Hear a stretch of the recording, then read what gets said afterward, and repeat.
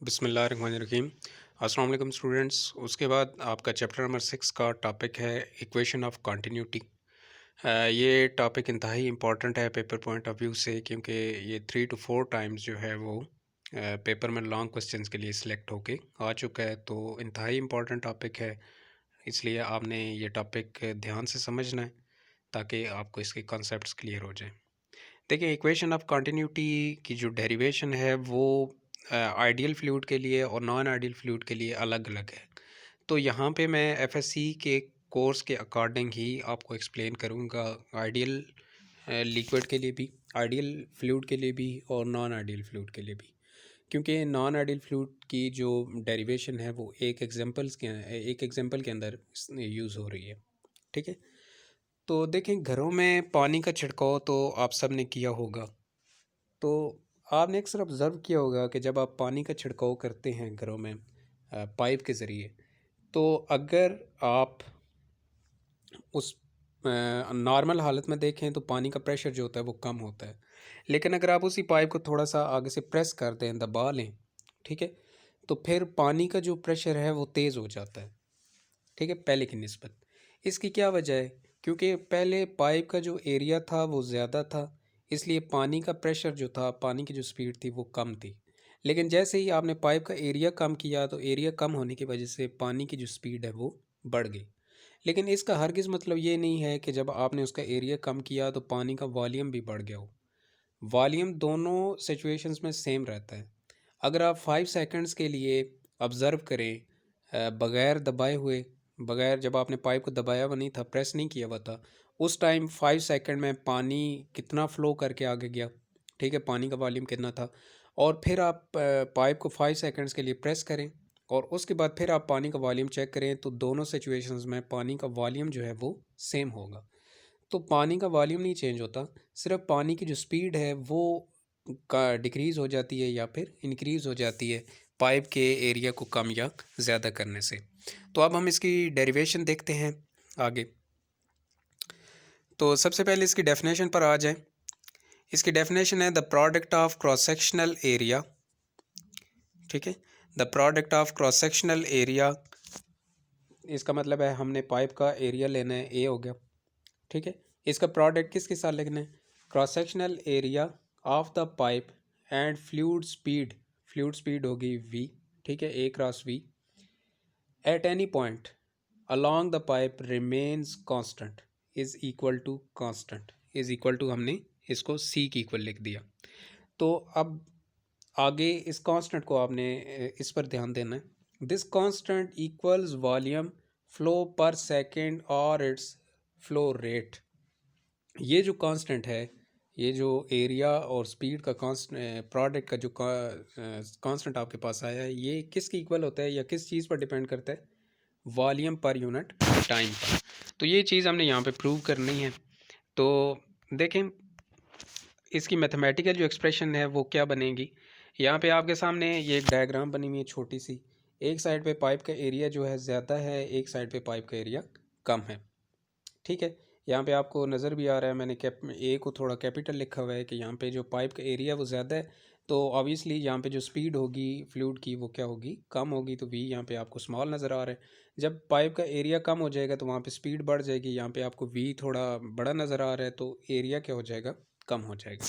ठीक है, अब देखें, हम कंसिडर करते हैं कि एक फ्लूइड है, ठीक है, वो एक पाइप में से ट्रेवल करता है, फ्लो करता है। तो पाइप का जो इनर पोर्शन है, जो फर्स्ट साइड है, वहाँ पे उसका पाइप का एरिया जो है वो A1 है, वहाँ पे पाइप का एरिया कम है। दूसरे हिस्से पे पाइप का जो एरिया है वो A2 है। यहाँ पे जो इसमें लिक्विड फ्लो कर रहा है, ये आपको रेड कलर में नज़र आ रहा है, इसका जो मैस होगा वो डेल M1 होगा। ठीक है, और दूसरे पॉइंट पर, दूसरे एंड पर जो इसका मैस होगा उसको हम डेल M2 का नाम दे देंगे।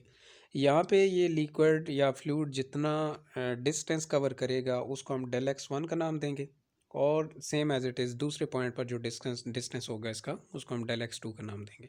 तो यहाँ पे ये V1 वेलोसिटी से अपर साइड की तरफ फ्लो कर रहा है, यहाँ पे इसकी वेलोसिटी V1 होगी और दूसरे एंड पर इसकी जो वेलोसिटी है वो V2 होगी। अब इसकी डेरिवेशन स्टार्ट करने से पहले कुछ की पॉइंट्स आपके लिए मैंने लिखे हैं। ये अगर आपके ज़हन में बैठ गए तो इसकी डेरिवेशन इंतहाई आसान है, आपके लिए कोई मुश्किल नहीं है। ठीक है, एक चीज़ तो आपने जैसे पढ़ी हुई है कि डेंसिटी जो है वो किसकी इक्वल होती है, एम वी की इक्वल होती है, मैस और वॉल्यूम का प्रोडक्ट होती है। ये चीज़ एक आपने ज़हन में रखनी है कि डेंसिटी जो है वो मैस और वॉल्यूम का प्रोडक्ट है। तो सेम एज इट इज़ अगर यहाँ से हम एम की वैल्यू निकालें तो एम किसकी इक्वल आ जाएगा, रो वी की इक्वल आ जाएगा। उसके अलावा जो वॉल्यूम है वो किस किस का प्रोडक्ट होता है, लेंथ, विड्थ एंड हाइट। ठीक है, मतलब तीन चीज़ों का प्रोडक्ट होता है, तीन साइड्स का मल्टीपल होता है ये, लेंथ, विड्थ एंड हाइट, या तीसरा जो भी कंपोनेंट होगा इसमें। ठीक है, उसके बाद वी किसकी इक्वल होता है, वॉल्यूम देखें इक्वल है लेंथ, विड्थ और हाइट के। लेंथ और विड्थ क्या होती है, लेंथ और विड्थ को अगर मल्टीप्लाई करें तो वो आपके पास एरिया आ जाता है। तो इसका मतलब है हम वॉल्यूम को इस फॉर्म में भी लिख सकते हैं, A multiply X. L multiply W की जगह आप क्या लिख सकते हैं, ए लिख सकते हैं। ए क्या होता है, एरिया होता है। तो लेंथ और विड्थ की जगह आप एरिया पुट कर सकते हैं। उसके बाद डिस्टेंस इक्वेशन, ठीक है, ये आपने पढ़ी हुई है पिछले चैप्टर्स में। S equal to V T, matric में भी आपने पढ़ी हुई है, S equal to V T. तो यहाँ पे देखें एस क्या चीज़ है, एस डिस्टेंस है, वी वेलोसिटी और टी टाइम है। तो डिस्टेंस की जगह हम एक्स भी यूज़ कर सकते हैं, क्योंकि एक्स भी किस चीज़ को डिनोट करता है, डिस्टेंस को ही करता है। तो X equal to V T भी आप इसको लिख सकते हैं। तो ये की पॉइंट्स हैं, ये आपने ज़हन में रखने हैं। ठीक है, ये तीन आपके पास की पॉइंट्स हैं, इनको आपने ज़हन में रखना है। तो फिर आपके लिए इसकी डेरिवेशन इंतहाई आसान होगी। तो अब इसकी डेरिवेशन स्टार्ट करते हैं। ठीक है, देखिए आपको याद होगा कि मैंने पिछले प्रीवियस लेक्चर में भी आपको बताया था कि इक्वेशन ऑफ कॉन्टीन्यूटी जो है इसको law of conservation of mess भी कहा जाता है। ठीक है, कंजर्वेशन ऑफ मैस भी कहते हैं इसको। क्यों, क्योंकि इसमें मैस चेंज नहीं होता। अभी स्टार्ट में मैंने वो पाइप वाली आपको एग्जांपल दी थी ना, उसमें मैंने आपको बताया था कि पानी का वॉल्यूम नहीं चेंज होता, पानी का मैस नहीं चेंज होता। ठीक है, तो इसको आप law of conservation of mess से भी रिलेट कर सकते हैं, और ये अक्सर एमसीक्यूज़ में भी पूछा जाता है कि equation of continuity relates with law of conservation of, आगे डैश लगी होती है तो वहाँ पे ऑब्वियसली क्या आएगा, मैस ही आएगा। तो ये एमसीक्यूज़ में बार बार पूछा जाता है कि इक्वेशन ऑफ कंटिन्यूटी किसके साथ रिलेट करती है, तो ये law of conservation of mass के साथ रिलेट करती है। तो यहाँ पे हम law of conservation of mass ही अप्लाई करेंगे। Law of conservation of mass क्या होता है, mass before is equal to mass after, मतलब del M one first end पर जो इसका मैस था, और डेल एम टू जो सेकेंड एंड पर इसका मैस था, तो डेल एम वन इक्वल हो जाएगा डेल एम टू के। तो यहाँ पे देखें, अब डेल एम वन की वैल्यू फाइंड करें। अभी आपको याद होगा यहाँ पे हमने देखा था कि एम अगर आपने फाइंड करना हो तो एम आप लिख सकते हैं रो वी के। तो डेल एम वन फिर सिमिलरली किसकी इक्वल आ जाएगा, रो वन वी वन की इक्वल आ जाएगा। अब डेल एम वन फिर किसकी इक्वल आ जाएगा, वी किसकी इक्वल है। अभी मैंने आपको बताया था कि इसको आप लिख सकते हैं एरिया मल्टीप्लाई डिस्टेंस। तो आप फिर वी वन की जगह क्या पुट कर सकते हैं, A one multiply del X one. ठीक है, क्योंकि फर्स्ट पॉइंट का हम कंसिडर कर रहे हैं ना, तो आप A one multiply del X one लिखेंगे। उसके बाद देखें डेल एक्स वन किसकी इक्वल होता है, ठीक है, डिस्टेंस किसकी इक्वल होता है, वी टी के। ठीक है, डिस्टेंस किसकी इक्वल होता है, वी टी के। ये देखें यहाँ से ये वाली इक्वेशन हमने यूज़ की है, X equal to V T. तो यहाँ पे भी आप फिर ये इक्वेशन पुट करेंगे। ठीक है, डेल एक्स की जगह आ जाएगा वी वन डेल टी। अच्छा, डेल टी के साथ हम वन नहीं लिखेंगे, क्योंकि हम यहाँ पे टाइम को निगलेक्ट कर रहे हैं। ठीक है, टाइम को आपने कंसिडर नहीं करना कि कितने टाइम में ये लिक्विड फ्लो कर रहा है, तो टाइम को हम निगलेक्ट करेंगे, इसलिए डेल टी को हम डेल टी ही रहने देंगे, इसको डेल टी वन या डेल टी टू नहीं लिखेंगे। तो ये आपके पास डेल एम वन की वैल्यू आ गई है। क्या वैल्यू आई है, del M one is equal to rho one A one V one del T.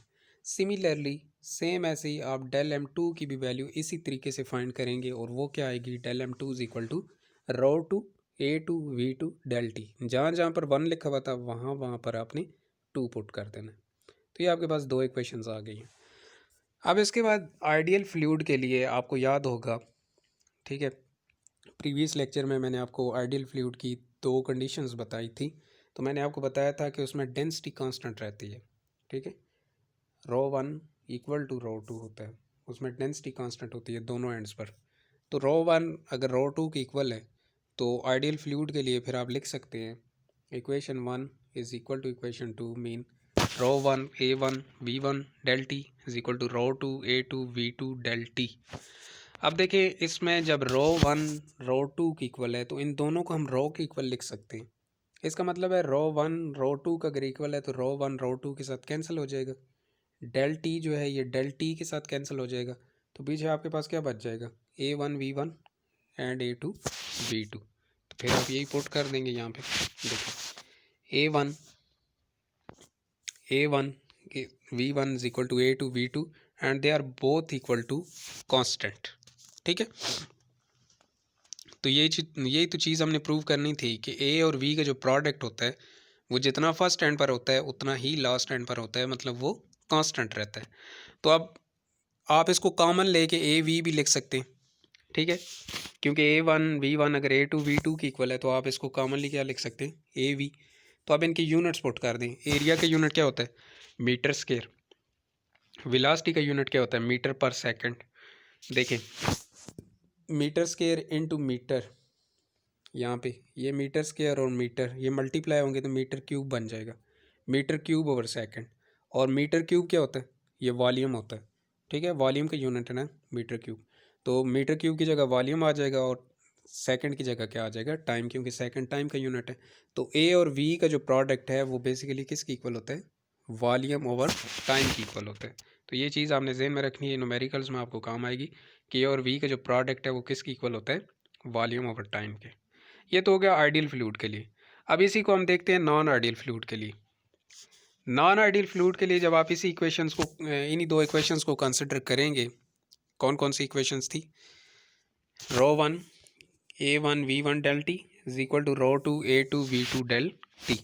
देखिए आइडियल फ्लूइड में रो वन रो टू की इक्वल होता है, लेकिन नॉन आइडियल फ्लूइड में रो वन रो टू की इक्वल नहीं होता। इसमें डेंसिटी कांस्टेंट नहीं होती, इसमें डेंसिटी चेंज हो सकती है। ठीक है, इसमें डेंसिटी वेरी करती रहती है, आप डेंसिटी को बढ़ा भी सकते हैं डेंसिटी को कम भी कर सकते हैं नॉन आइडियल फ्लूइड में। तो रो वन जब रो टू की इक्वल नहीं है डेल टी, तो डेल टी के साथ कैंसिल हो जाएगा। ठीक है, डेल टी के साथ कैंसिल हो जाएगा, लेकिन रो वन कैंसिल नहीं होगा रो टू के साथ। तो आपके पास इक्वेशन बच जाएगी rho one A1 V1 is equal to rho two A2 V2। तो ये एक्सप्रेशन है नॉन आइडियल फ्लूइड के लिए। तो आप इसको कॉमन लेके लिख सकते हैं रो ए वी। ठीक है, rho one A1 V1 equal है रो टू A2 V2 के, तो आप इसको कॉमन लेके क्या लिख सकते हैं रो ए वी। तो आप देखें इसको भी यूनिट्स में कन्वर्ट करें, यूनिट्स में कन्वर्ट करेंगे तो रो ए वी किसकी इक्वल आ जाएगा। देखिए ए और बी का प्रोडक्ट अभी आपने फाइंड किया ऊपर आइडियल फ्लूइड में, वो क्या आया था वॉल्यूम ओवर टाइम। ठीक है, और देखें जो डेंसिटी इनटू वॉल्यूम है, डेंसिटी और वॉल्यूम को मल्टीप्लाई किया जाए तो वो क्या आता है आपके पास इस इक्वेशन में। देखें डेंसिटी और वॉल्यूम को, डेंसिटी और वॉल्यूम को मल्टीप्लाई किया जाए तो यहाँ भी डेंसिटी और वॉल्यूम मल्टीप्लाई हो रहे हैं, वो इक्वल होता है मैस के। तो यहाँ भी आपके पास फिर क्या आ जाएगा मैस आ जाएगा, मैस ओवर टाइम। तो रो ए वी आपके पास किसके इक्वल आ गया mass over time. Ideal fluid के लिए क्या होता है आइडियल फ्लूइड के लिए एक्सप्रेशन होती है वॉल्यूम ओवर टाइम। ठीक है, आइडियल फ्लूइड के लिए एक्सप्रेशन होती है वॉल्यूम ओवर टाइम, और नॉन आइडियल फ्लूइड के लिए एक्सप्रेशन क्या होती है मैस ओवर टाइम। ठीक है, अब इसमें दो की पॉइंट्स हैं, ये आपने जहन में रखने हैं, ये आपको न्यूमेरिकल्स में काम आएंगे कि रो ए वी इक्वल होता है एम ओवर टी के, mean mass over time. A V equal होता है वॉल्यूम ओवर टाइम के। और अगर एरिया गिवन ना हो, एक एग्जांपल आपकी है आगे, नेक्स्ट एग्जांपल भी है, उसमें अगर एरिया गिवन ना हो तो एरिया की जगह आप क्या पुट कर सकते हैं पाई आर स्क्वायर। ठीक है, किसी भी चीज़ का एरिया फाइंड करना हो ना लिक्विड का किसी भी फ्लूइड का, तो उसके लिए आप क्या यूज़ करते हैं पाई आर स्क्वायर, क्योंकि स्फेरिकल शेप का एरिया जो होता है वो क्या होता है पाई आर स्क्वायर होता है। तो एरिया की जगह आप पाई आर स्क्वायर यूज़ कर सकते हैं। तो ये आपका टॉपिक था इक्वेशन ऑफ कंटिन्यूटी। ठीक है, तो इसको समराइज कर देते हैं। ठीक है, इसकी डेफिनेशन क्या है बेसिक, कि जो प्रोडक्ट होता है क्रॉस सेक्शनल एरिया का और स्पीड ऑफ फ्लूइड का वो हमेशा कांस्टेंट रहता है।